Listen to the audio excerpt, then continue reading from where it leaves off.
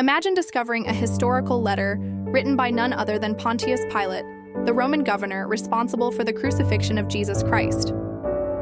Now imagine that in this letter, he not only recounts the events of the trial and crucifixion, but also describes something surprising, the resurrection of Jesus.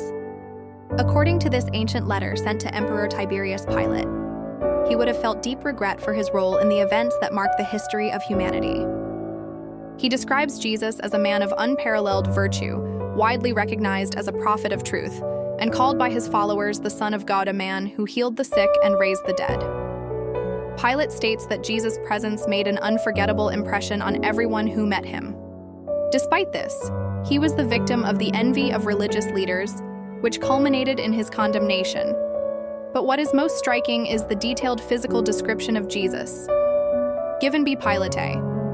He says that Jesus was a tall man, with a countenance that mixed love and fear. His features were striking, and his expression commanded reverent respect. His hair was the color of ripe chestnuts, and fell naturally to his shoulders. At the top of his head, there was a natural parting in his hair similar to the style of the Nazarenes, which reinforced his distinctive and significant image. Jesus' forehead was flat and delicate, without blemishes or wrinkles, as if his skin were protected from any imperfection. A slight blush adorned his face, giving even more harmony to his appearance. Pilate further describes that Jesus' nose and mouth were perfectly proportioned and formed so precisely that they seemed sculpted. This letter, if true, would not only become a valuable document on the history of Christianity, but would also bring us one of the rarest and most vivid descriptions of the face of Jesus, an image capable of touching the heart of the readers. Stay tuned until the end of the next videos for more discoveries. Like this and share with someone who needs to know this story forgotten for centuries.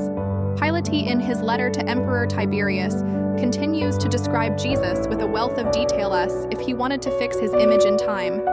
He speaks of Jesus' beard thick, same shade as his hair, slightly forked and not very long. Every detail was carefully presented so that the reader could form a clear and recognizable image of that singular man. But it is in the description of the eyes that Pilate takes us on a deep dive. The eyes of Jesus, according to him, were light gray, bright and intense, with a gaze that seemed to penetrate the soul of those who met them. They had the ability to reproach or console, without a single word. They were eyes that contained ancient wisdom, a mixture of calm and firmness. Pilate points out that, although deeply compassionate, Jesus had a noble and mature demeanor. He was a serious mankind, approachable, a few laughs, but who cried often, revealing a sensitive heart and a deep empathy for those around him. Letter continues, revealing even more about his personality.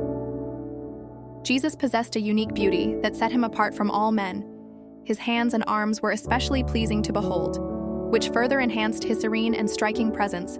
His demeanor was reserved but carried an impressive eloquence. When questioned by Pilate about his religious beliefs, Jesus responded with serenity, "I am a king, but my kingdom is not of this world."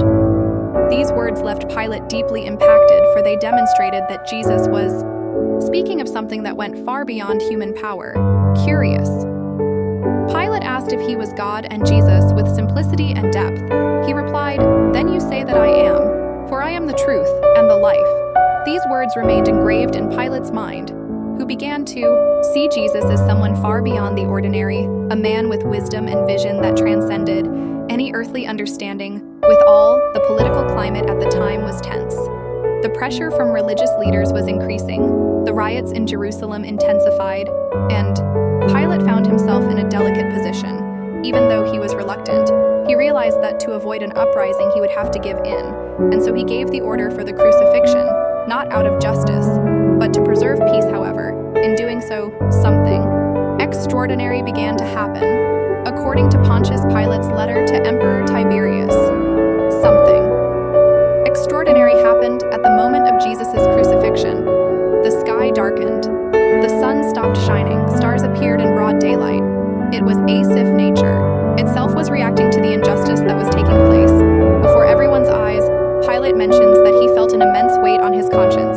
At that moment, in a symbolic gesture, he ran to wash his hands, trying to show that he did not want to be held responsible for the blood of a just man. This attitude marked history as a symbol of omission, of an attempt to absolve himself of guilt. But Pilate knew deep down that this gesture would not erase what had been done. He describes that moment as something in which the world seemed to stop. The dead were seen by many as if they had risen from the dead.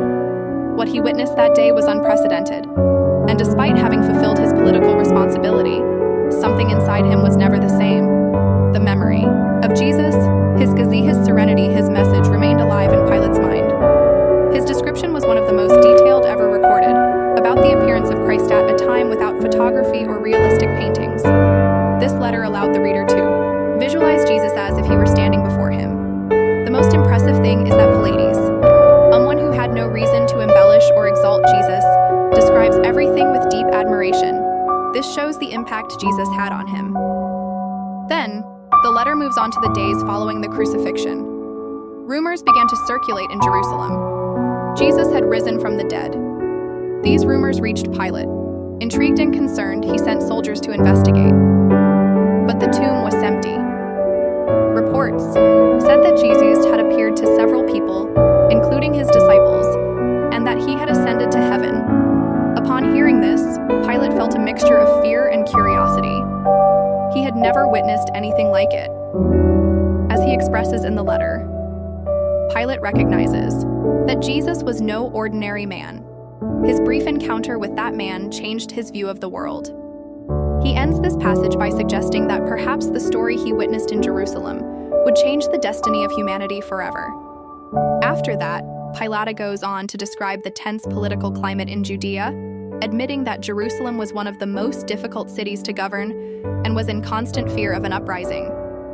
His predecessor Valerius Graduchad already warned him about the unpredictable nature of the Jewish people.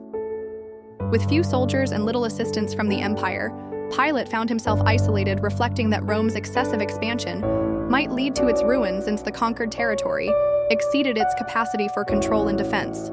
It was this political and military pressure that pushed him to make tough decisions, such as the crucifixion of Jesus. Striking passage, he recalls the first time he heard about Jesus, a young man with a heavenly appearance, who announced a new teaching in the name of the gods. Pilate admits that he initially doubted, but over time he recognized that this man was not ordinary. He was different from all those who had ever crossed his path. Pilate reports that at first, he was afraid that Jesus might incite the people against the Romans. However, he soon realized that his words conveyed a message of peace and reconciliation for Pilate. This was surprising. He even thought that Jesus seemed more friendly toward the Romans than toward the Jews, which made him feel less threatened. Once while walking near the pool of Siloam, saw a group of people gathered in the middle of Thema. Quiet man leaning against a tree speaking serenely. When I asked who that man was, I was told that it was Jesus. Pilate describes the scene as unforgettable. The contrast between the fair skin and golden hair of Jesus and the darker appearance of the people around him was striking. I had never seen anyone with such a serene and sweet expression. Jesus' presence radiated an indescribable peace. This detailed description by Pilate may be the only documented account of Jesus' appearance outside the Gospels.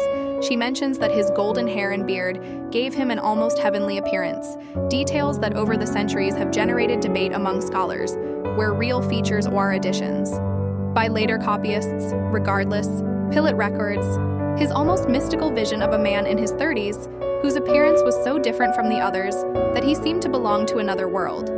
He was someone with a spiritual beauty that transcended any standard of the time. Despite feeling the desire to approach Jesus, Pilate preferred not to interrupt the moment. Instead, he ordered his secretary Maniusa, trusted man, and fluent in Hebrew, to join the crowd to hear what Jesus was saying.